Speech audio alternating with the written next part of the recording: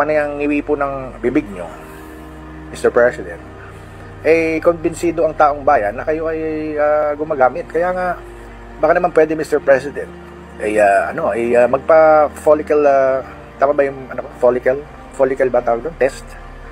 Yung drug test. Baka pwede na po kayo magpa-follicle drug test. Kasi kung hindi naman talaga kayo gumagamit, maganda ipakita sa taong bayan. Who are you? Sino ka? To demand for that. Hindi ka papansinin ng Pangulo kasi sino ka ba?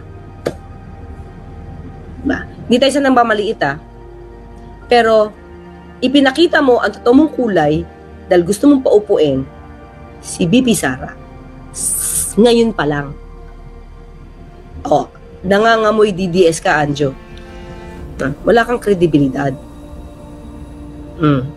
Diba? Wala ka na prove na anuman.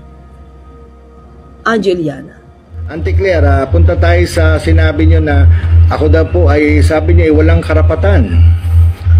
Wala daw akong karapatan na sabihin na magpa-hair follicle test si Presidente PBBM at parang nagalit kayo sa akin.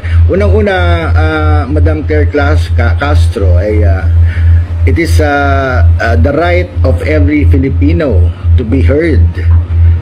Diyan sa gobyerno, it is our right na pakinggan niyo po kami. Yung sa akin lang naman is a simple suggestion, Attorney Claire. Hindi pa ako nakikipag-away kasi alam niyo, Attorney Claire Castro, manood po kayo ng mga lumalabas sa social media. Anong lumalabas? Lumalabas po na ang dami nagsasabi na yan, bangag-bangag daw po ang ating presidente. Bilang ordinary citizen, ako naman po yung nagsuggest lang na gawin niyo na yung hair follicle test para to disprove dun sa mga accusations kay Presidente.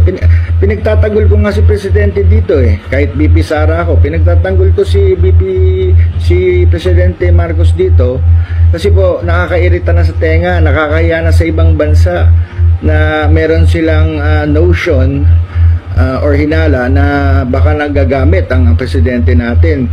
With that hair follicle test, that will disprove every accusation, every hinala na gumagamit ang atin na presidente. O ano naman po masama doon na Madam Claire Castro? Yung suggestion ko po ay tulong nga para sa gobyerno nyo. Kasi di ba sinabi nyo, magtulong-tulong tayo na iangat ang presidente. Yan po yung aking tulong. That is my suggestion.